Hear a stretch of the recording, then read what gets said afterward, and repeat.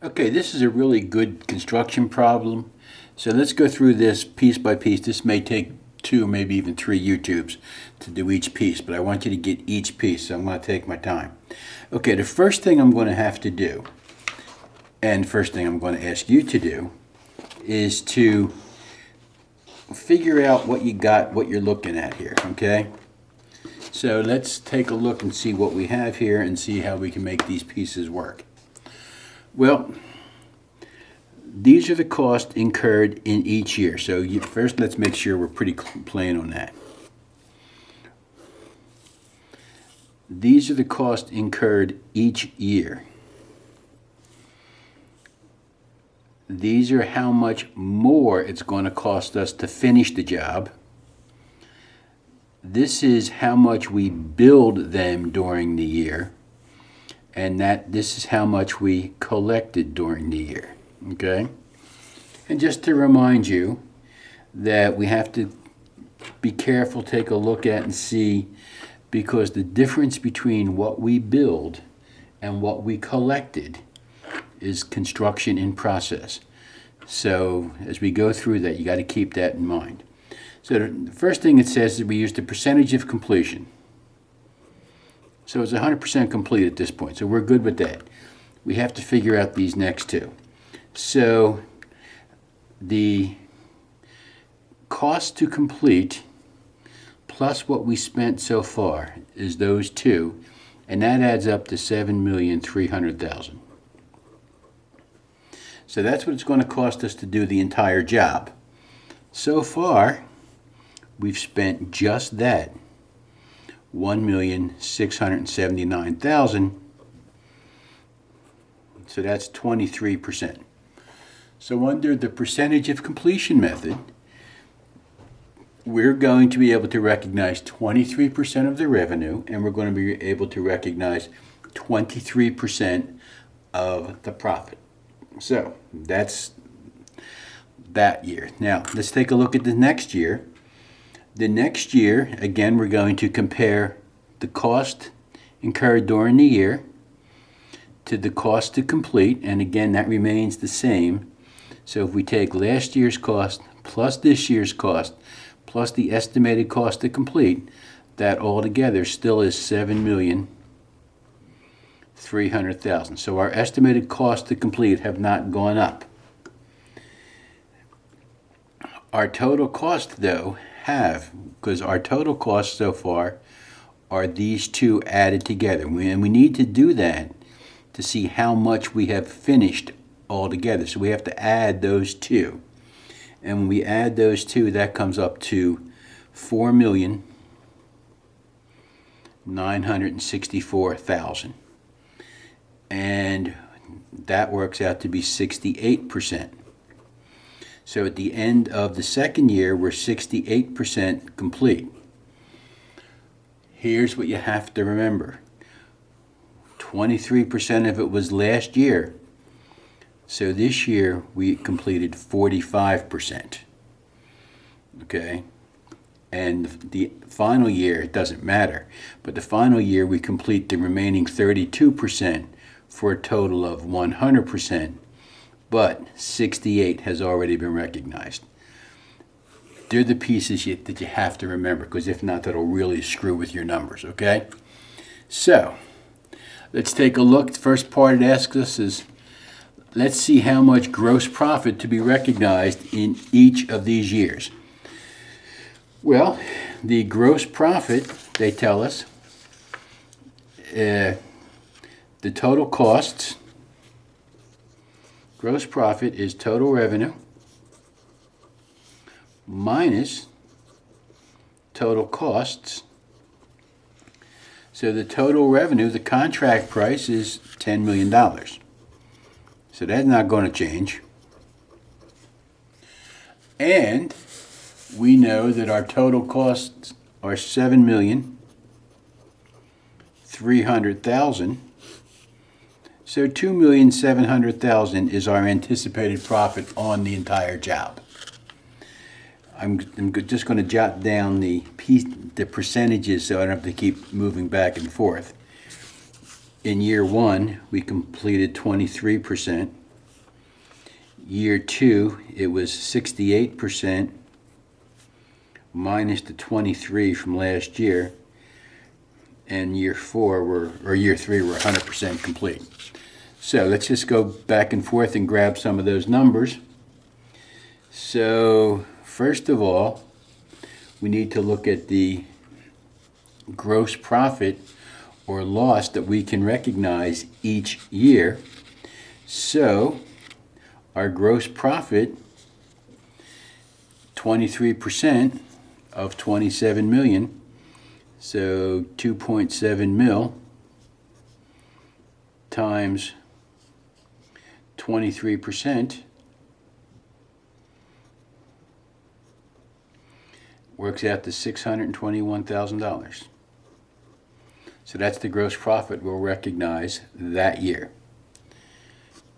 Second year, we've got our 45%, still against the 2.7 mil, okay? And that works out to be $4,500,000. I'm sorry, I'm completely crazy. You can either take 68% of 2,700 or the 45%. The best way to do it, because these numbers have stayed the same, but that's not the case in the real world. So what I would really do is I would take 68% times the 2.7 mil, which gives us 1,836,000. Now that's 2 years. We already recognize some of that. So you need to subtract out this piece that we recognized last year. And that gives us 1,215,000 for this year. This time, you can, if this problem, 45% would also give you the same number, but you're better off learning to do it the long way and the correct way. That way, if the costs go up or down, you're still going to get the right number. So I would strongly urge you to do that. And the last year, all it asks you to do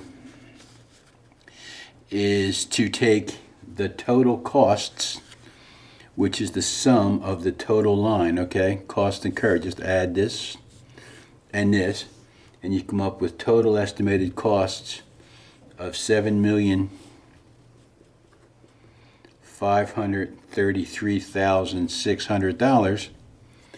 That's our total cost. Remember, our contract price is 10 mil.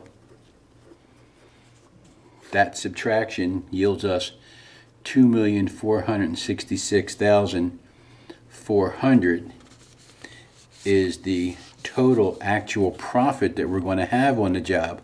But remember, we've already recognized 1836, so we have to take 1836 from that amount to give us the amount that we're going to recognize this year of $630,400. Now, not difficult. The thing that you have to remember is to keep subtracting out what you already recognized from last year. Okay, now let's do the journal entries based on what we know. So, the construction in process, how much we've already spent, that's costs incurred, 1,679,000. 1,679,000. That's an asset for us. That's like a work in process in managerial accounting. And we had the offset to various accounts, supplies, labor, bribes, whatever, okay? So all of those, I just made it one bulk to make it easier. Now, our accounts receivable is how much we billed, okay? So that's going to be a debit to accounts receivable and a credit to billings.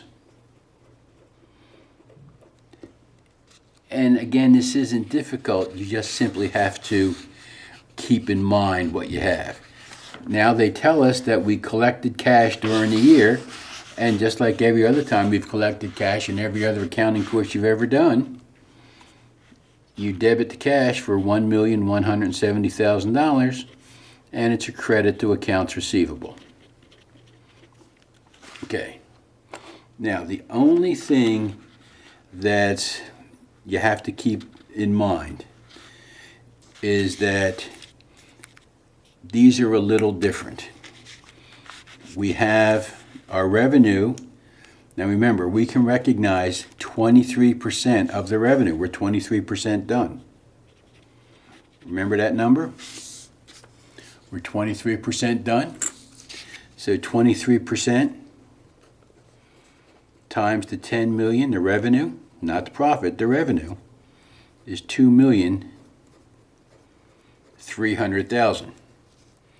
Now, our costs, our total cost of construction so far are 1,679,000.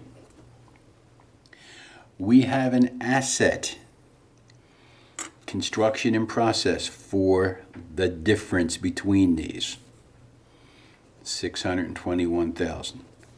So you see that this account feeds into these accounts. And then the difference between the cost that you've incurred to date and the amount of revenue is an asset called construction in process. Now, it so happens that in this one it works out really nicely, that it's also exactly the amount of gross profit recognized. This problem works out very nicely that way. It doesn't always work that way. So please don't say to yourself, this number fits here. It does in this problem, but not in all problems. Okay. Now, let's move on to the next year. 2014 is not a whole lot different. We're just going to be continuing on with what we already did. So, our construction in process, our costs for that year,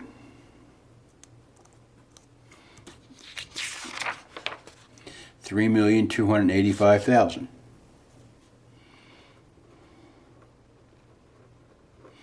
And again, the credits were to various offsets, bribes to unions, things like that. Also, we have our billings. We're told what our billings were. And we're told, and we know that our billings go to accounts receivable. That's just always the same, $3,664,000. $3,664,000. We're also told that we collected cash of $2,900,000.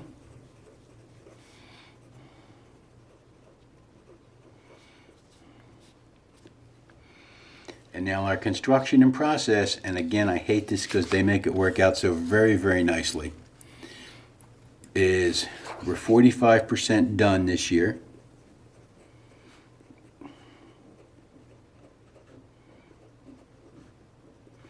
So our revenue that we're entitled to recognize is $4,500,000. Our construction in process is our cost of construction, $3,285,000, and our construction in process is the difference between our construction in process and our revenue that we're entitled to recognize of $1,215,000. And again, for this problem, it works out very nicely.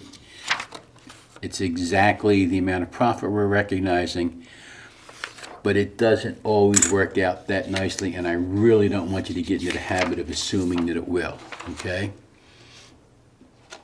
And then 2014,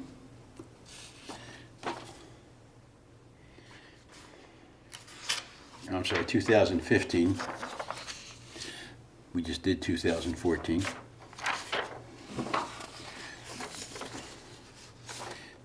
In 2015, we're going to finish up the project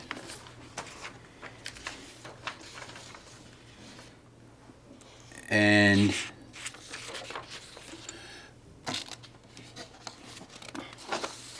I had the solution down there for you. Our construction in process, and again, I want you to see where the number comes from. That's our cost incurred during the year, is $2,569,600, and the offset is to labor, etc., etc. The joke about bribes is getting old. Okay, but you see where that came from. Cost incurred during the year. Accounts receivable.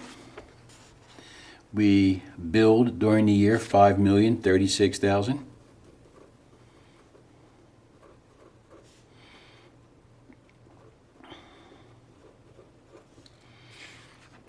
And during the year, we collected $5,930,000.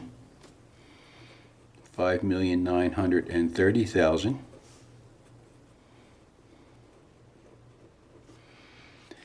And now our revenue at this point, we're entitled to recognize what's left, 32% of the 10 million, which is 3,200,000. Or you could take the 10 million minus the 23 and minus the 45 that we already recognized will give us the same exact number. Our cost this year is $2,569,000. Okay? And our construction in process is the difference between these two, $630,400. So they're the journal entries taking us through and making sure that you grab each piece as you need to, okay? Now, it says they want us to complete this partial balance sheet. Well, not so terrible. Our accounts receivable balance, we just have to go through and do the gazintas and exaltas, okay, and figure out how much is in accounts receivable and how much is in construction in process. And this little baby down here is called cost and profit in excess of billings. So we need to do that because that shows how much we either have built and not billed or build and not built. So that's a pretty important number, okay? So our accounts receivable balance is the difference between what we billed and what we collected. 1,000,003 minus 1,170,000. So our accounts receivable balance is 130,000.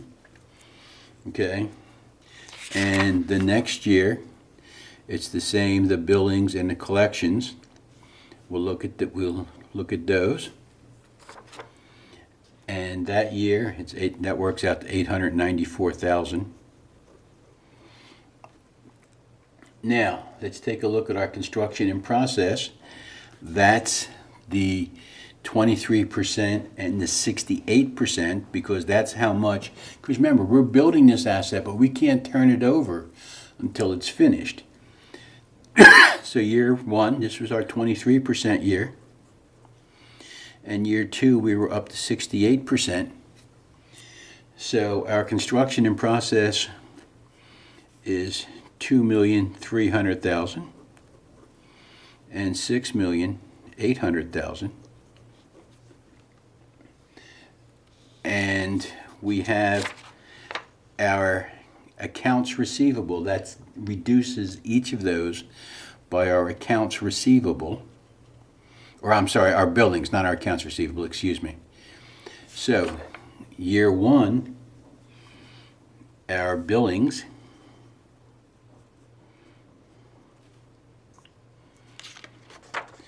is 1,300,000.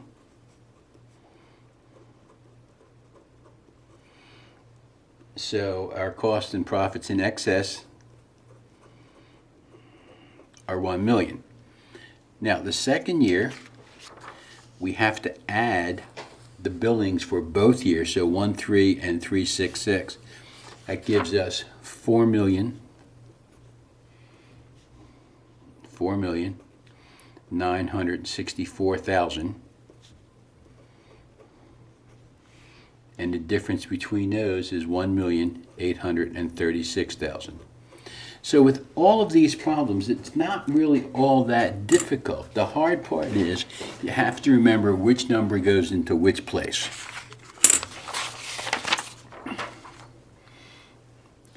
Then, in part 4, they want us to figure out the amount of gross profit or gross loss that we're going to recognize in each of those years. Okay, that's this part.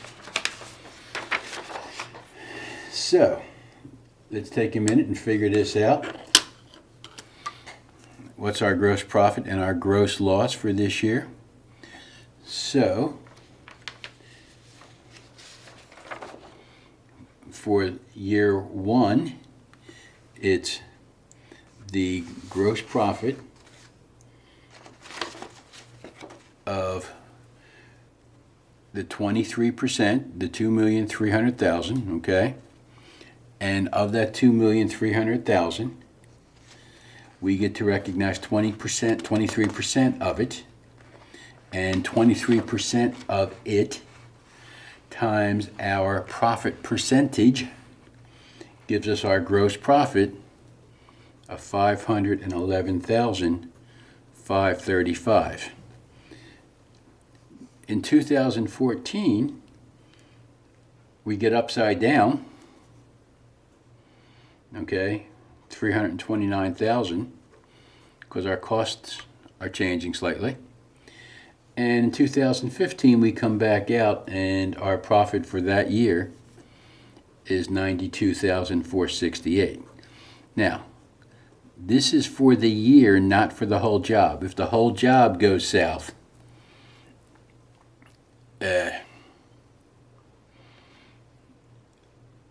then we recognize it right away. Now, you do remember, of course, that they have changed these numbers slightly, okay, so that we can recognize them.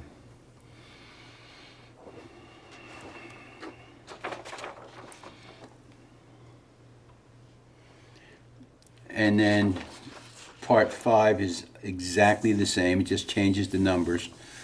And we have to figure out what those costs will be. And that happens fairly often, where the cost will go up and down. Now, the important thing about part 5 is that our costs have gone up significantly. So we have a loss for that period, but not for the entire job. If you have a loss for the entire job, you pick it all up right now.